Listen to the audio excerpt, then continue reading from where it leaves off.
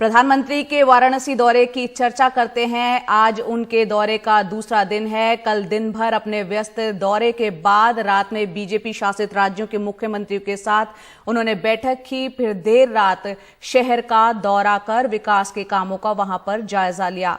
इस बारे में प्रधानमंत्री ने देर रात तस्वीरें ट्वीट करी हैं, ये जानकारी दी है। आप देख रहे हैं बनारस स्टेशन पर प्रधानमंत्री को मुख्यमंत्री योगी आदित्यनाथ के साथ और विकास कामों का किस तरह से वो जायजा ले रहे हैं। साथ ही बीजेपी नेताओं के साथ उन्होंने बैठक भी की है। और वाराणसी में हमारे वरिष्ठ सहयोगी कमाल खान मौजूद हैं, सीधा उन्हीं का रुख करते हैं। कमाल, यहाँ पर आज प्रधानमंत्री का क्या कार्यक्रम रहने वाला है? कल हमने देखा काफी व्यस्त कार्यक्रम था पूरा दिन उनका। आज के कार्यक्रम के बारे में बताया और हम तस्वीरें दिखा रहे हैं। खुद प्रधानमंत्री ने जो ट्वीट किया है मुख्यमंत्री के साथ, वो बनारस का जो स्टेशन है, रेलवे स्टेशन, वहां का दौरा कर रहे हैं। क्या कुछ चल रहा है इस वक्त वहां?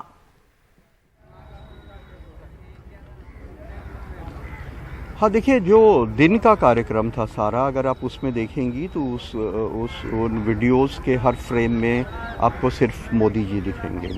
वो सारा कार्यक्रम जो कॉरिडोर के उद्घाटन का था उसमें वो सिर्फ वही नज़र आ रहे हैं। चाहे वो कॉरिडोर में चलते हुए आ रहे हों, वो गंगा जी में डुबकी लगाने जा रहे हों, पुष्प अर्पित कर रहे हों, सूर्य को अर्घ दे रहे हों। वहाँ मल्टी कैम सेटअप लगे हुए थे दूरदर्शन के, और उसके स्विचर के ज़रिए वो पीछे से भी उनके शॉट्स आ रहे हैं, आगे से भी आ रहे हैं। हर तरह के जो विजुअल्स हैं, या वो जो मज़दूरों के ऊपर पुष्प वर्षा कर रहे हैं, उसमें सब में सिर्फ प्रधानमंत्री नज़र आते हैं। लेकिन रात की जो तस्वीरें ट्वीट की हैं पीएम ने, उसमें वो यूपी के मुख्यमंत्री योगी आदित्यनाथ के साथ भी नज़र आते हैं। तो जब वो आरती देखने के लिए गए हैं, उसके बाद में उन्होंने बहुत सारी चीज़ें की हैं। रात्रि में भ्रमण किया है। जो बीजेपी शासित राज्यों के मुख्यमंत्री थे उनसे जो पीएम ने ट्वीट किया है उसमें लिखा है कि वो एक्सटेंसिव एक मीटिंग उनके साथ उन्होंने की है। उसके बाद वो शहर का भी दौरा करने गए हैं। एक यहाँ गोदौलिया चौराहा है, वहाँ पहुँचे हैं। वो गाड़ी से नीचे उतर के कुछ लोगों से बातचीत की है। कोई लोग रात में टहल रहे थे, अपने बच्चे को लेके रोशनी वगैरह दिखा रहे थे, उसके बच्चे को कुछ प्यार व्यार किया। फिर वो रेलवे स्टेशन गए, जिसका रेनोवेशन हुआ है, नए सिरे से बनाया जा रहा है, उसके विकास का जायज़ा लेने के लिए वो वहाँ पे गए। रेलवे स्टेशन पे जो उनकी तस्वीर है उसमें पीछे एक घड़ी है जिसमें 1:13 का टाइम नज़र आ रहा है।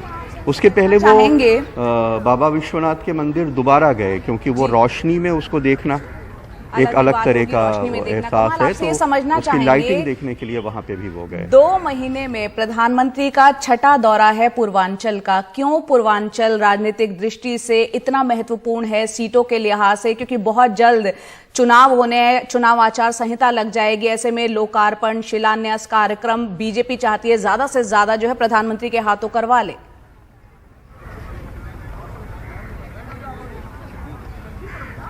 हाँ, बिल्कुल। देखिए, इसकी 2 वजह हो सकती हैं। एक तो ये है कि कुछ जो राजनीति के विश्लेषक हैं वो कहते हैं कि जो मुख्यमंत्री है उसकी एंटी इनकम्बेंसी होगी। जो विधायक हैं उनसे बड़े पैमाने पे विधायकों से लोग नाराज़ होंगे।